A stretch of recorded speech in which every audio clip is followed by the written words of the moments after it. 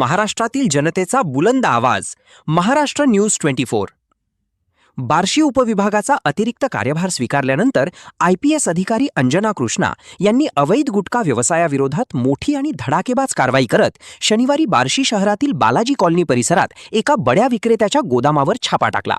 या कारवाईत तब्बल 3 टेम्पोहून अधिक लाखो रुपयांचा अवैध गुटखा साठा जप्त करण्यात आला आहे. स्थानिक पोलिसांच्या मदतीने करण्यात आलेल्या या कारवाईमुळे बार्शी परिसरातील गुटखा माफियांचे धाबे दणाणले आहेत.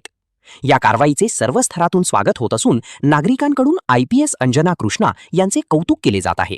कारण अनेक दिवसांपासून गुटखा माफियांमुळे युवकांचे आयुष्य उद्ध्वस्त होत असल्याच्या तक्रारी समोर येत होत्या. मात्र दुसरीकडे सोलापूर शहरात अजूनही बिनधास्तपणे अवैध गुटखा विक्री सुरू असल्याचा आरोप नागरिकांकडून केला जात आहे. शहरातील अनेक भागांमध्ये खुलेआम गुटखा विक्री होत असून विशेषतः कुंभारवेस परिसर गुटखा विक्रीचा अड्डा बनल्याची चर्चा नागरिकांमध्ये आहे.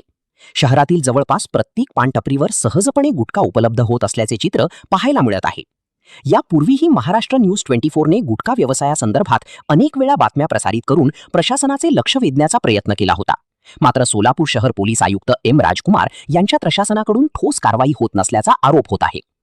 नागरिकांच्या म्हणण्यानुसार सोलापूर शहरातील 7ही पोलीस स्टेशन हद्दीत अवैध गुटखा विक्री सुरू आहे. काही ठिकाणी लाखो कोट्यवधी रुपयांची उलाढाल होत असून गुटखा माफियांनी मोठी आर्थिक ताकद निर्माण केल्याचे बोलले जात आहे. त्यामुळे पोलीस आणि अन्न प्रशासनाने आता जातीने लक्ष घालण्याची गरज व्यक्त होत आहे.